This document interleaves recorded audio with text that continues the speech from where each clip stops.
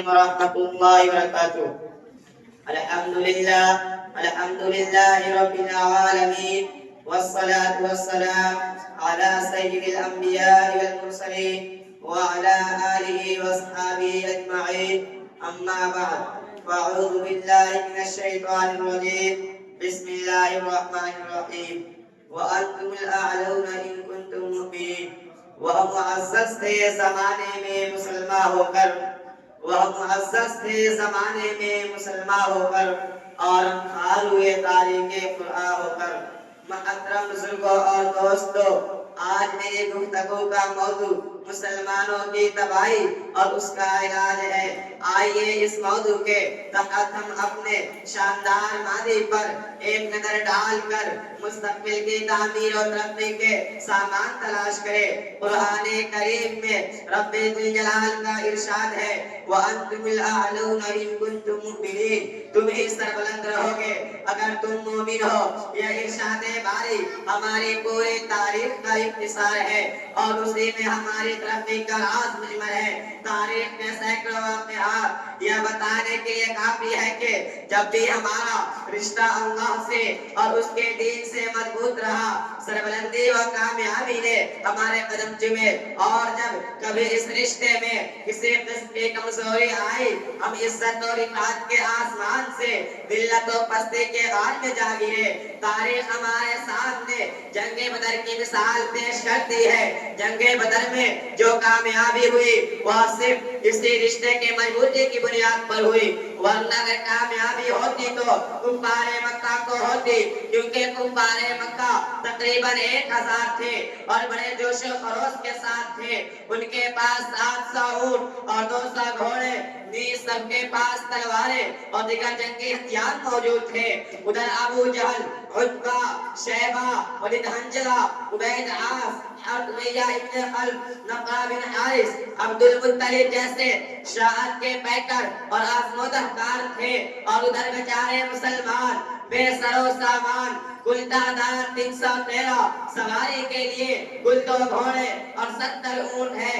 ایک ایک پر 3 4 آدمی سوار ہے اور بات پیدل اس پر کر رہے ہیں، اور کسی کے پاس نیزہ اور کمان ہے تو تلوار نہیں، اور کسی کے پاس تلوار ہے تو نیزہ اور کمان نہیں۔ محترم بزرگوں، جب مقام بدر پر پہنچتے ہیں تو دیکھتے ہیں کہ کفار مکہ بلند مقام پر خیمہ زن ہو چکے ہیں، جہاں پانی کی بھی فراوانی ہے۔ بیچارے مسلمانوں کو پشت اور اتنی زمین پر خیمہ زننا پڑا، ایسی جگہ پر کہ اگر کسی کو پیاس لگے تو ایک گھونٹ پانی پینے کو نہ ملے۔ الغرض جنگ کے اندر جتنے اسباب اور جتنی چیزوں کی ضرورت پڑتی ہے وہ سب کفار مکہ کو حاصل تھے، مگر جب لڑائی شروع ہوتی ہے تو کفار مکہ گاجر مولی کی طرح کاٹے جاتے ہیں۔ کفار مکہ کا سب سے بڑا سردار ابو جہل 2 بچوں معاذ اور معوذ کے ذریعے سے مارا جاتا ہے، اور عبداللہ بن مسعود رضی اللہ عنہ اس کے سر کو سجدہ کرتے ہیں۔ مسلمانوں، آپ جانتے ہیں کہ عبداللہ بن مسعود رضی اللہ عنہ کون ہے؟ یہ وہی ہے جن کو مکہ کے صحن میں اسی ابو جہل نے مارتے مارتے بے ہوش کر دیا تھا۔ آج میدان جنگ کے اندر وہی عبداللہ بن مسعود رضی اللہ عنہ ابو جہل کا سر قلم کرتے ہیں۔ امیہ ابن خلف ابو جہل کے بعد کفار مکہ کا سب سے بڑا سردار سمجھا جاتا تھا، لیکن اپنے ساتھیوں کو اس کا تحقیق ہوتے دیکھ کر گھبرایا اور میدان جنگ چھوڑ کر مکہ کی طرف بھاگ پڑا۔ حضرت بلال حبشی رضی اللہ عنہ اس کے پیچھے بھاگے اور قریب پہنچ گئے۔ امیہ ابن خلف گھبرا کر گھوڑے سے نیچے گر جاتا ہے، پیٹ کے بل لیٹ جاتا ہے اور شور مچاتا ہے، معافی مانگتا ہے، امن چاہتا ہے، لیکن بلال حبشی رضی اللہ عنہ اس کے پیٹ پر نیچے سے تلوار نہ دیتے ہیں اور اس کو جہنم رسید کر دیتے ہیں۔ اسلام کے نوجوانوں، جانتے ہو یہ بلال حبشی رضی اللہ عنہ کون ہے؟ اسی امیہ ابن خلف کے غلام ہیں۔ جب اسلام قبول کیا تو مکہ کے اندر دوپہر کے وقت تپتے ہوئے ریت پر لٹا کر پتھر کی بڑی بڑی چٹانیں رکھ دیا تاکہ یہ حرکت نہ کر سکے۔ رات کو زنجیروں میں باندھ کر گھوڑے لگاتا اور اگلے دن ان کو زمین پر لٹا کر اور زیادہ زخمی کہتا کہ تکالیف سے بے قابو ہو کر اسلام سے پھر جائے یا یوں تڑپ تڑپ کر مر جائے. پیروں میں رسی باندھ کر مکہ کی گلیوں میں گھسیٹا جاتا ہے. طرح طرح کی اذیت اور تکالیف پہنچائی جاتی ہے. یہاں تک کہ تکلیف دینے والے تھک جاتے ہیں, اکتا جاتے ہیں. کبھی بھیا ابن خلف کا نمبر آتا ہے, کبھی ابو جہل کا نمبر آتا ہے, تو کبھی اوروں کا نمبر آتا ہے. آج میدان جنگ کے اندر وہی غلام اپنے آقا و مالک یعنی بھیا ابن خلف کو قتل کرنے کے لیے دوڑ رہے ہیں, اور بھیا ابن خلف میدان جنگ چھوڑ کر بھاگ رہا ہے. مسلمانوں, وہ کون سی چیز تھی جس نے غلام کو غالب اور آقا کو مغلوب کر دیا؟ سچ فرمایا ہے اللہ تبارک و تعالی نے, وَأَنْتُمُ الْأَعْلَوْنَ إِن كُنتُم مُؤْمِنِينَ, کہ تم ہی سربلند رہو گے بشرطے کہ تم سچے پکے مسلمان رہے. اسی طرح دوسرے کفار مکہ اپنے ساتھیوں کو مقتول ہوتے دیکھ کر گھبرایا اور میدان جنگ چھوڑ کر بھاگنے لگے. 70 مقتول ہوئے اور 70 گرفتار ہوئے, اور مسلمانوں کو ایسی فتح حاصل ہوئی جس کو تاریخ فراموش نہیں کر سکتی. لیکن افسوس افسوس, آج جہاں دیکھیے جس طرف دیکھیے وہی مسلمان خوفناک طوفان میں گھیرے ہوئے نظر آتے ہیں. کہیں مسلمانوں کی آبرو کا پامال کیا جا رہا ہے, کہیں مسلمان غلامانہ زندگی بسر کر رہے ہیں. حضرات, آج ہم اور تم اندلس نہیں جانتے, حالانکہ یہ اندلس ایک وقت ہے مسلمانوں کے سب سے بڑی طاقت اور حکومت تھی پوری دنیا میں, شان و شوکت کی شہرت تھی, اور وہاں تقریباً 750 سال مسلمانوں کی حکومت رہی. اور آج وہاں کی حالت یہ ہے کہ ایک مسلمان بھی نام لینے کو نظر نہیں آتا.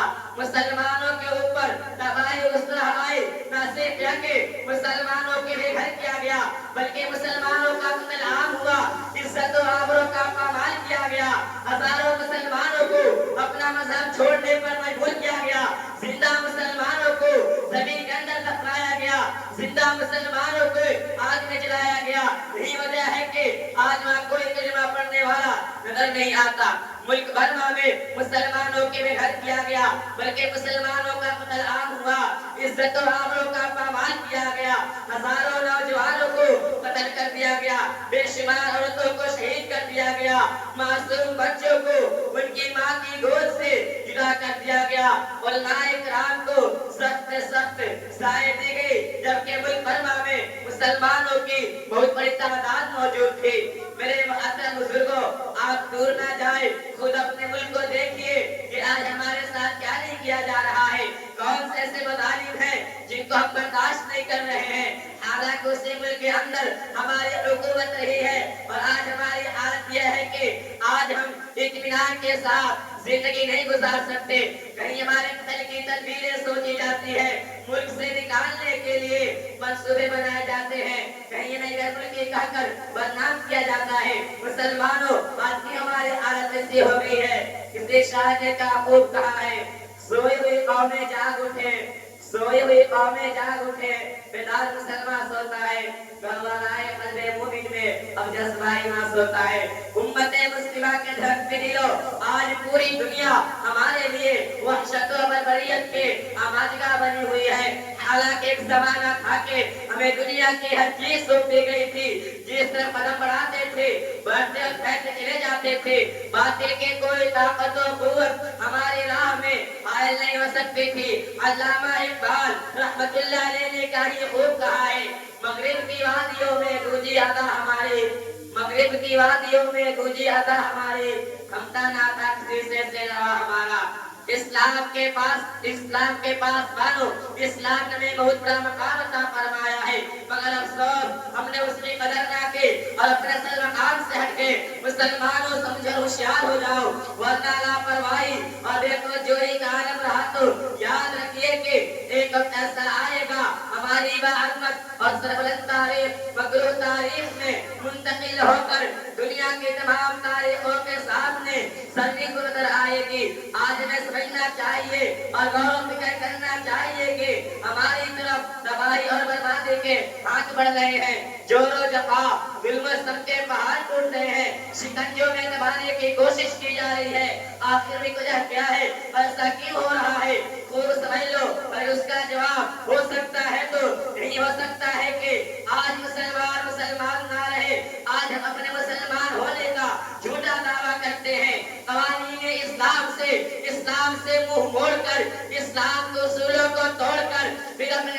مسلمان پیش کرتے ہیں. مسلمانوں حقیقت یہ ہے کہ ہم نے اللہ کی شریعت سے روگردانی کر لی. حضور اکرم صلی اللہ علیہ وسلم کے دامن مقدس کو ترک کر دیا.